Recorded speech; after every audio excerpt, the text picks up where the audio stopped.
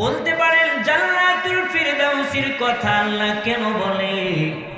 ও মুসলমান শোনো, এই দুনিয়াটা আল্লাহ কুন ফায়াকুন বইলা বানাইছে, আপনারা অনেকেই জানেন।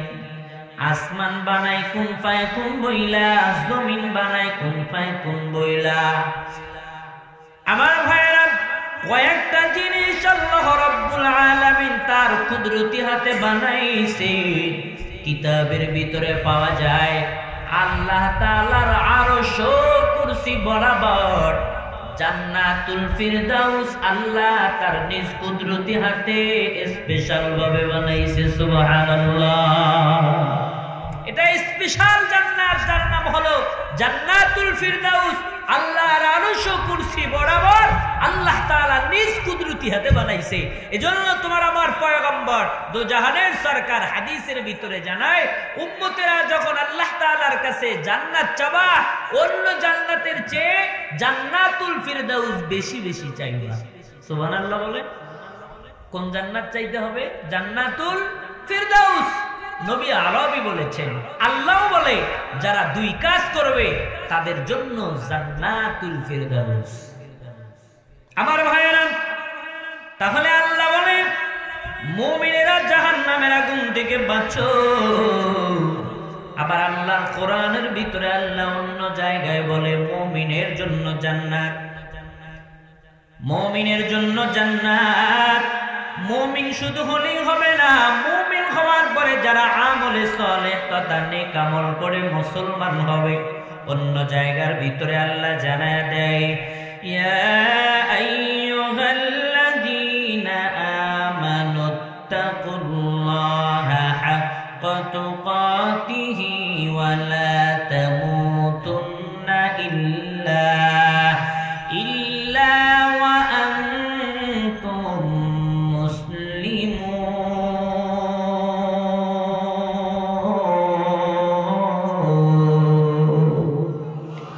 মুসলমানি বুয়াদ গলদন নেহাদান ইনানে খুদ বদসতে খাজদাদা।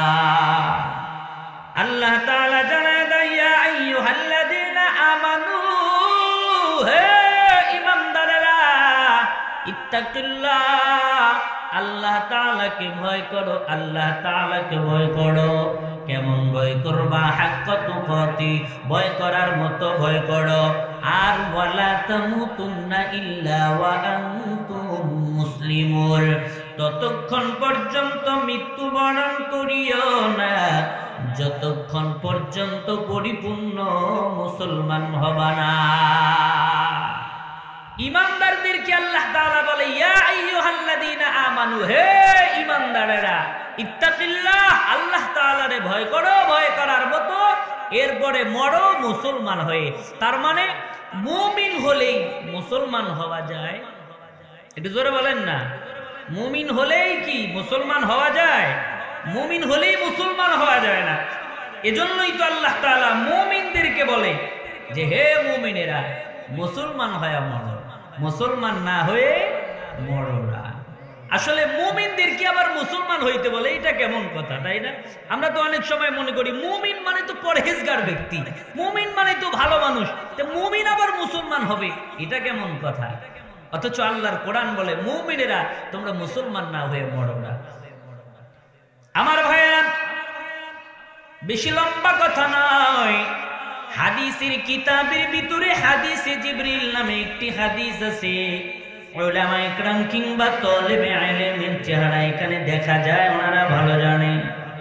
হাদিসে জিবরিল, এই তো কয়েকদিন আগে আল্লাহর নবীর রওজা দেখে আসলাম। মসজিদে নববীতে নবী আরবি সরকারে দু আলম একদিন বসে রয়েছে। এমন সময় আমার আপনার পয়গম্বরের পাশে একজন আগন্তুক চলে আসছে। নবী আরবির ডাইনে বামে সাহাবীরা বসে আছে। সাহাবীরা বলে আহারে, যেই মানুষটা নবী আরবীর সামনে আসলো ওই মানুষটার চেহারা জিন্দেগিতে আর কোনোদিন আমরা দেখি নাই। অপরিচিত চেহারাওয়ালা একটা মানুষ, না দেখেছি কোনোদিন মক্কায়, না দেখেছি আমরা কোনোদিন মদিনায়। এত সুন্দর চেহারাওয়ালা মানুষ আমরা কোনোদিন দেখিনি, আবার এই চেহারা কোনোদিন আমাদের সামনেও পড়েনি। কিন্তু লোকটা যে আবার অন্য এলাকা থেকে আসবে, অপরিচিত এলাকার মানুষ, লোকটার চেহারার দিকে তাকাইলেও আবার সফরের কোনো চিহ্ন মাত্র পাওয়া যায় না, মনে হয় পাশের কোনো বাড়ি থেকে আসছি। আগের জামানায় হেলিকপ্টার ছিল না, কার ছিল না, মোটর সাইকেল ছিল না, হোন্ডা ছিল না। আগের জামানায় মানুষ সফর করত ঘোড়ার ভিতরে কিংবা পায়ে হেঁটে, ঠিক কিনা জোরে কর। এই জামানায় তো মানুষ ঘন্টায় শত শত কিলোমিটার চলে যায়, এসি গাড়ির ভিতরে চলে যায়, কোনো ক্লান্তি নাই, মানুষের চেহারার ভিতরে সফরের কোনো চিহ্ন মাত্র নাই। কিন্তু সাহাবা আজমাইনরা বলে আমরা যেই ব্যক্তিটার দিকে তাকাইলাম ওই ব্যক্তিটার চেহারার ভিতরে সফরের কোনো চিহ্ন মাত্র নাই, ক্লান্তিও নাই, অপরিচিত একটা মানুষ। সাহাবারা বলে আমরা তাকায়া দেখলাম ওই ব্যক্তিটা আল্লাহর নবীর সামনে হাঁটু দুইটা গেড়ে বসে গেল, দুই হাঁটু গাইরা নবী আরবী সরকারে দু আলমের সামনে বসে গেছে।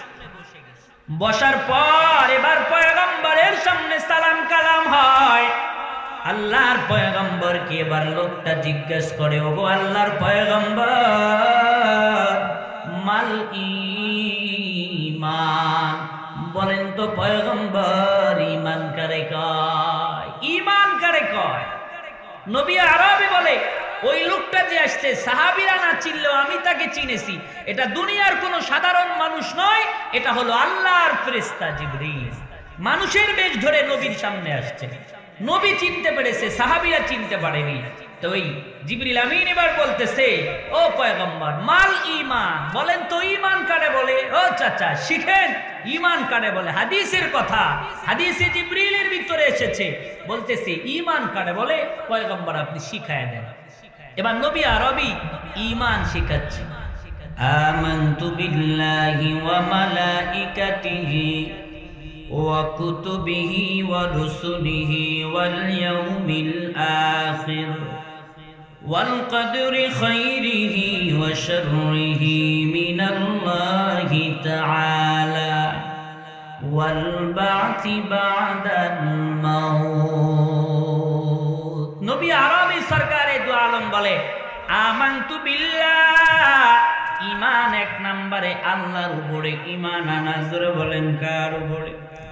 আরো জোরে বলেন কার উপরে? চিল্লা বলেন না বাবা, কার উপরে? ওয়া মালাইকাতিহি, আল্লাহর ফেরেশতাগণের উপরে ঈমান আনা, আল্লাহর পয়গম্বরদের উপরে ঈমান আনা, রাসূলগণের উপরে ঈমান আনা, আল্লাহর কিতাব সমূহের উপরে ঈমান আনা, ওয়াল ইয়াউমিল আখির, কিয়ামতের দিনের উপরে ঈমান আনা। যেই দিন আল্লাহর সামনে সবাইকে দাঁড়াতে হবে, আল্লাহর সামনে জবাবদিহি করতে হবে, ভালো মন্দ যা করেছি সব আল্লাহর দরবারে প্রকাশ পাবে। শুধু তাই নয়, ওয়াল কদরি খাইরিহি, ভালো মন্দ তাকদীরের উপরে বিশ্বাস করা। অথচ মানুষ অনেক সময় চিন্তা করে অ্যাক্সিডেন্টের ভিতরে মানুষ যখন মরে যায়, ওই যে কয়েকদিন আগে আমার শহরে এক দুই আল্লাহর বান্দা অটোতে চইরা রাস্তা দিয়ে যায়, একটা বড় নাবিল পরিবহন আইসা ধাক্কা দেয়, সাথে সাথে ওখানেই ইন্তেকাল করে। এখন পরিবারের লোকজন বলে উঠলা তো উঠলা, এই অটোতে উঠলা কেন? পিছনের অটোটাতে উঠতে পারলা না? আর যদিও উঠলা সামনে বসলা কেন? পিছনে বসতে পারলা না? পিছনের মানুষ তো মরে নাই, সামনের মানুষ মরছে। করছে। আবার বসলা তো বসলা, ডাইনে বসলা কেন? ড্রাইভারের বামে কি বসতে পারলা না? তার মানে মানুষের চিন্তা বামে বসলে হয়তো বা মরল না, পিছনে বসলে হয়তো বা মরতো না। এ মুসলমান না, না, কার কখন যার যখন যেমনে মরণ লেখা আছে, তাকদীরে যা আছে তাই হবে, বিন্দু পরিমাণ অবকাশ পাবে না। ঠিক কি না? ওয়াল কদরি খাইরিহি ওয়া শাররি, ভালো মন্দ যা হয় সব যিনি দেয় তিনি কে? জোরে বলেন। সম্মান দেনেওয়ালা কে? অসম্মানী করার মালিকও জোরে বলেন না কে? আল্লাহ তাআলা। সম্মানও আল্লাহই দেয়, অসম্মানীও আল্লাহ করে। ক্ষমতা আল্লাহ দেয়, ক্ষমতা আল্লাহ কেড়ে ওঠে। দাঁড়িয়ে থাকা ভাইরা বসে পড়েন, যারা ডাইনে বামে আছেন বসে পড়েন, বসে পড়েন, সামনে আসেন। এজন্য ভালো মন্দ তাকদীরের উপরে বিশ্বাস করা। এ মনে করছে যে এখানে গেলে মরতো না, এখানে গেলে মরবে, এখানে গেলে মরতো না, এখানে গেলে মরবে না। পয়গম্বর হযরত সুলাইমান আলাইহিস সালাতু ওয়াস সালামের জামানায়, কথায় কথা মনে পড়ে, সুলাইমান পয়গম্বরের জামানায় তিনি তার সিংহাসনে বসে আছে, এমত অবস্থায় এক আগন্তুক চলে আসছে। তো চলে আইসা তার এক উজিরের দিকে এমন ভাবে তাকাইছে, তিনি ভয় পেয়ে গেছে। ওই উজির একটু পরে পয়গম্বরকে বলে, ও পয়গম্বর, এখান থেকে আমাকে দূর বহু দূরে রেখে আসেন, এই আপনার মুসাফিরকে দেখে আমার ভয় লাগছে। বলে কেন? বলে হ্যাঁ তাই। বলে ঠিক আছে। দূর বহু দূরে তাকে রেখে আসা হলো। একটু পরে, কিছুদিন পরে আবার যখন উনি চলে আসছে, এবার পয়গম্বর বলতেছে, কি ব্যাপার, আপনি কিছুদিন আগে আমার দরবারে এসে আমার এক উজিরের দিকে এমন ভাবে তাকাইছেন, আজকে আবার আসছেন? বলে আমি তো হলাম আল্লাহর ফেরেশতা। বলে কে? যে মানুষের জান কবজ করে। কি নাম? দিনাজপুরে আছে নাকি আজরাইল? তার নামটা জানা নাই কেন? একটু জোরে বলেন না, কি নাম? আরো জোরে, কি নাম? আপনি কয়েকদিন আগে আসছিলেন না? বলে আসছিলাম। আমার ওই উজিরের দিকে এভাবে তাকাইছিলেন কেন? বলে তাকাইছি এই কারণে, ওর মৃত্যুর পরোয়ানা জারি হয়ে গেছে, ওর মৃত্যুর পরোয়ানা আমার হাতে, একটু পরে ওর মরণ লেখা, মরু এক প্রান্তরে, আর আমি তাকায় দেখি আপনার রাজ দরবারে সে রাজার মতো বসে আছে। এরে দেখে আমি আশ্চর্য হয়ে তাকাইছি, আল্লাহ করছি কি আর এই বেটাই করছে কি? পরে কি হলো? একটু পরে বলে, ও পয়গম্বর, আমি আবার ওর সময় মতো যখন মরু প্রান্তরে গেলাম, যাওয়ার পরে দেখি এই ব্যক্তি তো ওখানেই হাজির হয়ে আছে। আল্লাহু আকবার বলেন। একটু জোরে কর না, আরো জোরে বলেন। আরে জোরে বলেন না, আল্লাহু আকবার। মরণ যার যখন যেখানে লেখা আছে একটু অবকাশ পাওয়া যাবে। তোমার ভাইরা, তাহলে বলতেছিলাম আমাদের ধর্মের কি নাম এটাও জানে না। যারা ইসলাম ধর্মের মানুষ কমস কম তারা কন আল্লাহ লেখা রাখতেছে। জোরে বলেন, আমাদের ধর্মের কি নাম? আমাদের ধর্মের কি নাম? আর এই ধর্মের ভিতরে যারা থাকবে তাদের নাম হলো মুসলিম, তাদের নাম হলো।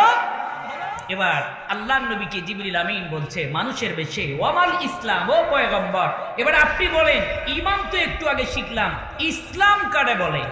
এবার আল্লাহর পয়গম্বর শেখাচ্ছে ইসলাম কারে বলে। বলে ইসলামের ভিত্তি হলো 5টা। জোরে বলেন না, কয়টা? আরে জোরে। 1 নাম্বার হলো কালিমা। 1 নাম্বার, জোরে বলেন। মুখস্থ করে যাবো। এই নতুন ছোট ছোট বাচ্চা যারা আছে, ওনারা তো অনেক সময় জানেই না, তারা যেন মুখস্থ করে যায়। ইসলামের ভিত্তি 1 নাম্বার হলো কালিমা। অনেকেই বলতে পারেন, হুজুর এটা আবার বলতে হয়? কালিমা তো ছোট্ট একটা জিনিস। এই না, একটু আগে আপনাদেরকে যে হাদিস শুনালাম, সরকারি দু আলম বলে, মান ক্বালা লা ইলাহা ইল্লাল্লাহ ফাদাখালাল জান্নাহ। কালিমা তোমাদের কাছে ছোট হলেও নবী বলে আমার কাছে ছোট না। যে বান্দা অন্তরে বিশ্বাস করবে, জবান দিয়ে তেলাওয়াত করবে, পড়ার পরে শুধু এতটুকুই লা ইলাহা ইল্লাল্লাহ বলবে, নবী বলেন ফাদাখালাল জান্নাহ, সে মরার পরে আল্লাহর জান্নাতের ভিতরে চলে যাবে। তাহলে কালিমা ছোট হলেও কালিমার পুরস্কার ছোট না বড়? 2 নাম্বার আল্লাহর পয়গম্বর সরকারি দু আলম শিখায়, 2 নাম্বার ভিত্তির নাম হলো নামাজ। ধরে বলেন 2 নাম্বার ভিত্তির নাম কি? নামাজ। 3 নাম্বার ভিত্তির নাম হলো রোজা। 3 নাম্বার। 4 নাম্বার হলো হজ, টাকা যাদের আছে হজ। 5 নাম্বার হলো যাকাত। অর্থাৎ এই 5টা জিনিসের নাম হলো পয়গম্বর বলে ইসলাম। আর যারা এই পাঁচটা জিনিস নিজের জীবনে বাস্তবায়ন করবে, এই পাঁচ কথাকে আল্লাহর পয়গম্বর বলে এই পাঁচটা কথার নাম যেমন ইসলাম। যারা এই পাঁচ কথা নিজের জীবনে বাস্তবায়ন করবে এদের নাম হলো মুসলমান। এদের নাম হলো, দেখেন, মুমিন আলাদা, মুসলমান আলাদা। মুমিন হলো ওই কথাগুলোর উপরে বিশ্বাস করলেই মুমিন হওয়া যায়, যেগুলো একটু আগে আপনাদেরকে বললাম। আল্লাহর উপরে ঈমান আনা, আল্লাহর রাসূলের উপরে ঈমান আনা, কিয়ামতের দিনের উপরে ঈমান আনা, কিতাব সমূহের উপরে ঈমান আনা, এই কথাগুলোর উপরে ঈমান আনলে, বিশ্বাস করলেই মুমিন হওয়া যায়। কিন্তু মুসলমান হওয়া যায় না। মুসলমান হতে হলে এই পাঁচ কাজ নিজের জীবনে বাস্তবায়ন করতে হয়। যেমন দেখেন, এক নাম্বার হলো কালিমা। হাদিসের ভিতরে এসেছে কালিমা যেমন ঈমান শুধু বিশ্বাস করলেই হয়, কালিমা কেউ যদি শুধু বিশ্বাস করে, কথা বলার শক্তি আছে, জবান দিয়ে তেলাওয়াত না করে, ওলামা ইকরামরা এখানে আছে, কালিমার হক আদায় হবে, বিশ্বাসও করতে হবে, জবানে তিলাওয়াত করতে হবে। আবার শুধু তিলাওয়াত করলেই হবে না, যেমন হিন্দু খ্রিস্টান অনেকে শুধু কালিমা না, সূরা ফাতিহাও বলে ফেলে, কথা কয় না কে? তার মানে কি তারা মুসলমান হবে? বলে না, বিশ্বাস করতে হবে এবং জবানে তিলাওয়াত করতে হবে। দুই নাম্বার হলো নামাজ। এ নামাজ শুধু বিশ্বাস করলে হয় না, নামাজ আদায় করতে হয়, কথা কয় না? বিশ্বাস করলে হয় না, আদায় করতে হয়, আদায় করতে হয়। কিন্তু কিছু মানুষ যদিও পাওয়া যায়, এরা নামাজ মনে মনে পড়ে। এরা নামাজ কিসে পড়ে? মনে মনে পড়ে, বাকি দেখা যাবে মরার পরে। কিসের দুই ফেরেশতা লেখে? আল্লাহর সাথে বোঝাপড়া হবে।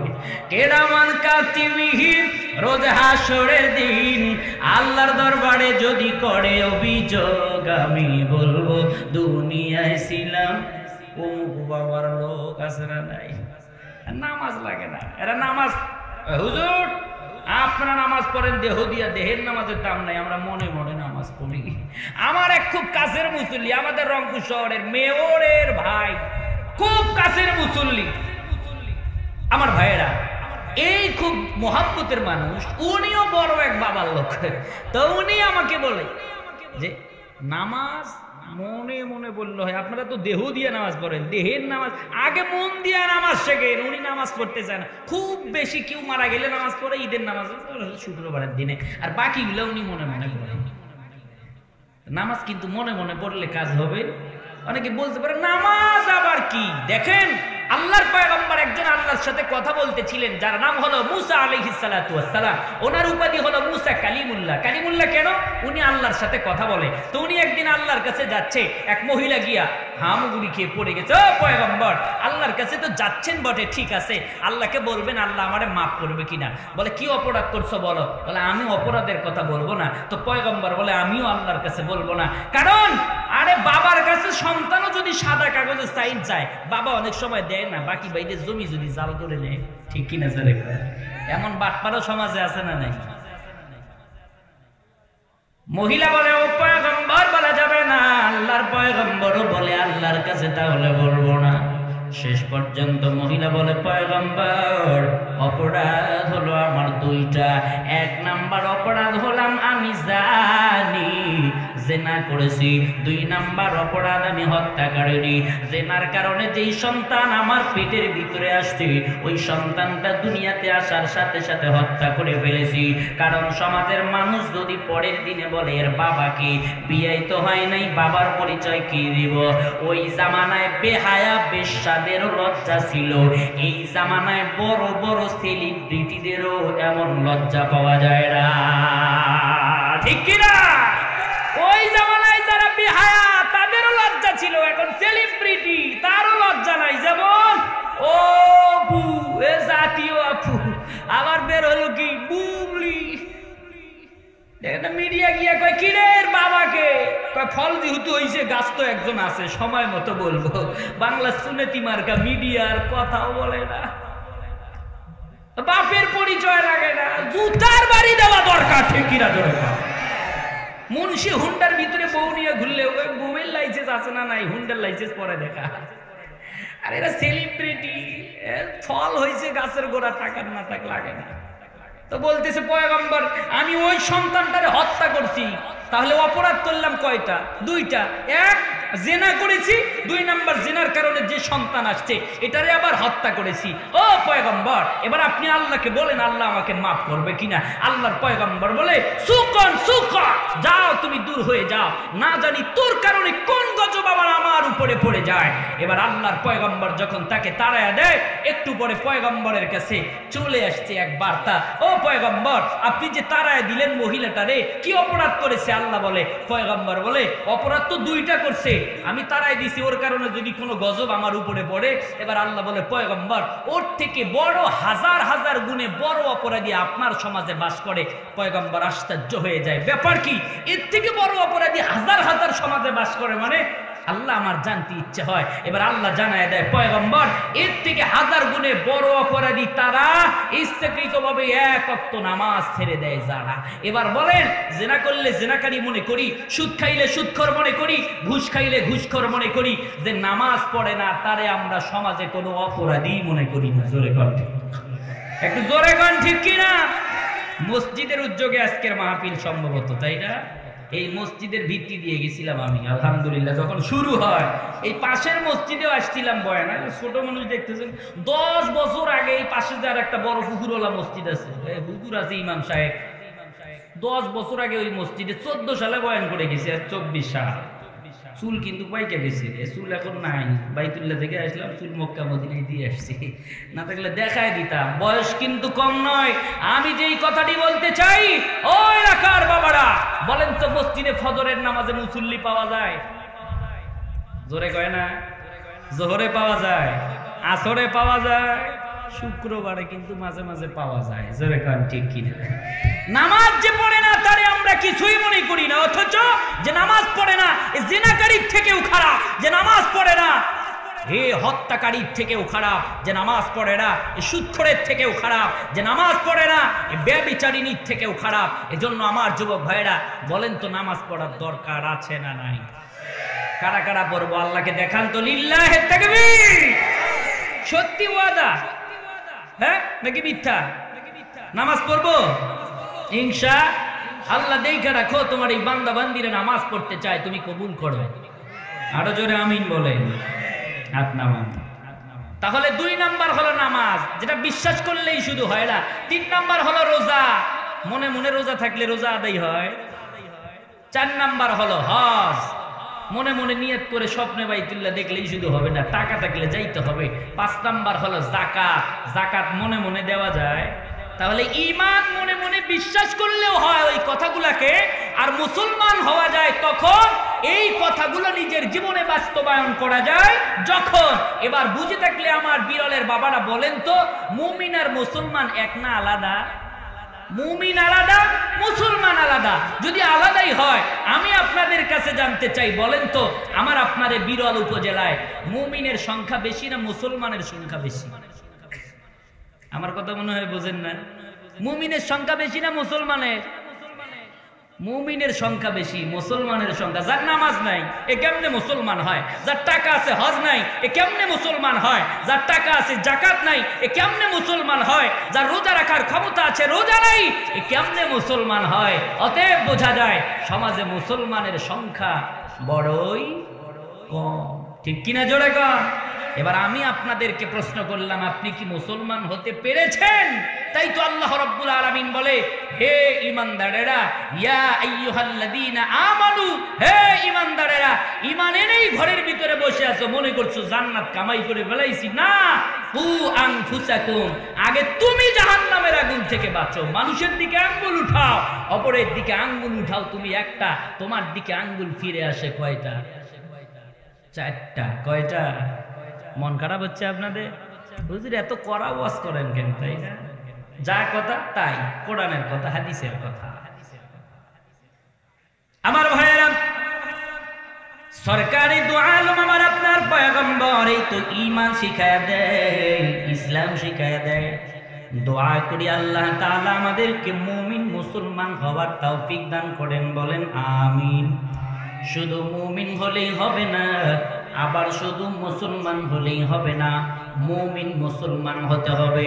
তাই তো আল্লাহ রাব্বুল আলামিন বলেন ইন্নাল্লাযীনা আমানু, এক নাম্বার যারা আল্লাহর উপরে ঈমান আনবে ঈমান, দুই নাম্বার ওয়া আমিলুস সালিহাত, আমলে সালেহ তথা নেক আমল করে যারা হবে মুসলমান, আল্লাহ বলেন কানাত লাহুম জান্নাতুল ফিরদাউসি নুজুলা, ওই দুই গুণওয়ালা মানুষ মরতে দেরি, আল্লাহর স্পেশাল বানানো জান্নাত তার জন্য হইতে নয় দেরি। সুবহানাল্লাহ। ভাইরা আমার, তাই তো আল্লাহ বলেন ইয়া আইয়ুহাল্লাযীনা আমানু, হে ঈমানদারেরা, ও আনফুসাকুম, তুমি নিজে জাহান্নামের আগুন থেকে বাঁচো। শুধু নিজে বাঁচলেই হবে না, ওয়া আহলিকুম নার, পরিবারকেও জাহান্নামের আগুন থেকে বাঁচাও। অথচ আমরা অনেক সময় বলি নিজে বাঁচলে নাকি, জোরে বলেন কার নাম? দিনাজপুরেও বলে না না, নিজে বাঁচলে যদি বাবার নাম হইতো। যুগে যুগে লক্ষাধিক পয়গম্বর আল্লাহ কেন জমিনে পাঠাইলো? সব পয়গম্বরেরা বেগুনাহ মাসুম, নবীদের জীবনে কোনো গুনাহ নাই। এরপরেও পয়গম্বররা দুনিয়ার জমিনে আসার পর কত পয়গম্বর কত কষ্ট করেছে। এমন পয়গম্বর ছিল মাছের পেটের ভিতরে তাকে পড়তে হলো, আবার এমন পয়গম্বর ছিল আল্লাহর কথা বলার কারণে, ইসলামের কথা বলার কারণে ওই পয়গম্বরকে আগুনের ভিতরে ফেলাইয়া দিল। আগুন জ্বালা কার না জ্বালা এটা পরের কথা, কারণ আগুন তো জ্বালাইতে পারে না। বলেন তো বাবা জ্বালানোর মালিক কে? পয়গম্বর ইব্রাহিমকে আগুনের ভিতরে ফেলানো হয়, আর আল্লাহ রাব্বুল আলামিন আগুন দিয়ে অর্ডার করে দেয়, কুল্লা ইয়া নারু কুনি বারদাও ওয়া সালাম ওয়া সালামান আলা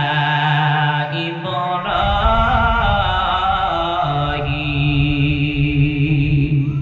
কাদেরে কুদরত তুদারি বরকামাল, আনতা রব্বি আনতা হাসবি জুল জালাল, তুহি কাদের জালিলুল্লাহ জাহাদার, বহর হালে তুহি মেরা নিগাহদার। ভাইরা মাত, পয়গম্বর ইব্রাহিম আলাইহিস সালাতু ওয়াস সালাম কে আগুনে ফেলানো হয়, আর আল্লাহ রাব্বুল আলামিন আগুন দিয়ে অর্ডার করে দেয়, ও আগুন আমার পয়গম্বরকে জ্বালাবা তো দূরের কথা, কোনি বারদা তুমি ঠান্ডা হও। কেমন ঠান্ডা হবা? আমার পয়গম্বরের যেন চাদরের প্রয়োজন না হয়, শালের প্রয়োজন না হয়, কম্বলের প্রয়োজন না হয়। ওয়াসালামা শান্তিদায়ক ঠান্ডা হও, আমার পয়গম্বরের জন্য আরামদায়ক ঠান্ডা হও। সুবহানাল্লাহ। শুধু তাই নয়, এমনকি আমার আপনার পয়গম্বর পর্যন্ত এত কষ্ট করেছে, যেই পয়গম্বরের শরীরে মশা মাছি পর্যন্ত পড়া হারাম, ওই পয়গম্বর কি পর্যন্ত কত কাফিররা কষ্ট দেয়। আমার আপনার পয়গম্বর তায়েফের ময়দানে কোরআনের দাওয়াত নিয়ে যায়, ওই তায়েফের দুষ্ট পোলাপানেরা আল্লাহর পয়গম্বরের শরীরে পাথর মেরে শরীরকে ক্ষত বিক্ষত করে দেয়। আল্লাহর পয়গম্বরের শরীর থেকে রক্ত জমিনে ঝরে যায়। আল্লাহর আরশ কুরসি পয়গম্বরের কষ্ট দেখে কেঁপে যায়। এজন্য আল্লাহ তাআলা তায়েফের দুই পাহাড়কে জানায়া দেয়, ও তায়েফের দুই পাহাড়ের দায়িত্বরত ফেরেশতারা শুনো, আমার পয়গম্বর কি এত কষ্ট দেয়, আমার আল্লাহর মায়া লেগে যায়। ও তায়েফের ফেরেশতারা শোনো, দুই পাহাড়ের দায়িত্বরত ফেরেশতারা শোনো, আমার পয়গম্বর যদি চায় তোমরা দুই পাহাড়ে এমন ভাবে ওই তায়েফের কাফিরদেরকে চাপ মারবে গো, ওই তায়েফের দুষ্ট পোলাপানেরা যেন ধুলার সাথে মিশে যায়। আল্লাহর ওয়ার্ডার, আল্লাহর ফেরেশতা, আল্লাহর পয়গম্বরের কাছে আইসা যখন বলে, আল্লাহর পয়গম্বর বলে, আল্লাহ না না, এমন আযাব আর এমন কষ্ট তুমি তায়েফের পোলাপানরে দিও না। ও আসমানের মালিক, ও জমিনের মালিক, আমার আপনার পয়গম্বর কেমন দয়ার পয়গম্বর। নবী আমার ওই তায়েফের ময়দানে নামাজের মুসাল্লায় দাঁড়াইয়া আল্লাহর পয়গম্বর দুহাত আল্লাহর দিকে বাড়াইয়া কান্দে আর দোয়া করে, আল্লাহুম্মা উম্মতি, আল্লাহুম্মা উম্মতি। ও আসমানের মালিক, ও জমিনের মালিক, আমার উম্মতের হবে কি? এমন গজব দিলে আমার উম্মতের হবে কি?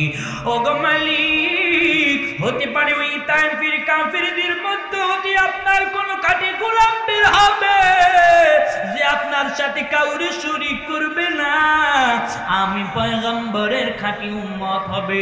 ও আসমানের মালিক, ওদের তুমি এমন আযাব আর গজব দিও না। জোরে কোন সুবহানাল্লাহ। দয়ার নবী রে ভালো বাসি তোমারে, ওরে মায়ার নবী রে ভালো বাসি তোমারে, দিবানিশি তোমায় আমি, দিবানিশি তোমায় আমি খুঁজে মরি রে, ওরে দয়ার নবী রে ভালো বাসি তোমারে, আমার প্রাণের নবী রে ভালো বাসি তোমারে। ভাইরা আমার, নবী আরবের এত কষ্ট, এত কষ্ট, আরে যেই নবীর শরীরে মশা পর্যন্ত বড় হারাম, ওই নবীকে পর্যন্ত কাফিরেরা মসজিদের ভিতরে, আবার আপনার নবীর গলার ভিতরে গামছা পেঁচাইয়া আবার আপনার পয়গম্বর মসজিদের ভিতরে দয়ার নবী আমার কান্দে আর বলে, আমার মা নাই, আমার বাবা নাই। এরপরেও বেঈমানেরা পয়গম্বরকে ছাড়ে না বন্ধু। নিজে বাঁচলে যদি বাবার নাম হইতো, নবী আমার কেন এত কষ্ট করেছে বলে? নিজের জন্য নয়, উম্মতের জন্যই কষ্ট করেছে, ঠিক কিনা ভাইরা আমার? এই জন্য নিজে বাঁচলে বাবার নাম না হতে পারে না। ওই নবী আজকে দুনিয়ার জমিনে নাই। নবী আরবি সরকারে দু আলম বলে, আনা খাতামুন নাবিয়্যিনা লা নাবিয়্যা বাদি। নবী বলেন, আমার নবী হলো শেষ নবী, আমার নবীর পরে আর কোন নবী দুনিয়ার জমিনে আসবে না। নবী যেহেতু দুনিয়ার জমিনে আসবে না, নবীওয়ালা কাজ কারা করবে? নবী বলে, আল উলামা ওয়ারাসাতুল আমবিয়া, নবীর ওয়ারিস হলো জামানার ভিতরে যারা খাঁটি আলেম। এজন্য আলেমরা কোরআনের কথা কয়, আলেমরা মসজিদের কথা কয়, মাদ্রাসার কথা কয় রে বাবা। আলেমরাও তো নিজেও জান্নাতি, এটা আমার কথা নয়, আল্লাহর কোরআনের ভিতরে আল্লাহ নিজেই কয়। অ্যাটেনশন প্লিজ, আল্লাহু আকবার বলার জন্য যেন রেডি থাকা হয়। ইন্নামা ইয়াখশাল্লাহা মিন ইবাদিহিল উলামা।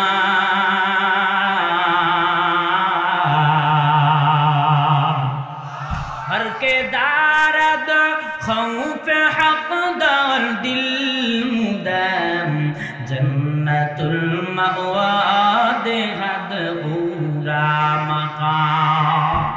আল্লাহ বলেন, ধরার ভিতরে যারা আলেম তারা আল্লাহর ভয় করে, আর যারা আল্লাহরে ভয় করে আল্লাহর জান্নাত নিজে তাদের জন্য অপেক্ষা করে। সুবহানাল্লাহ।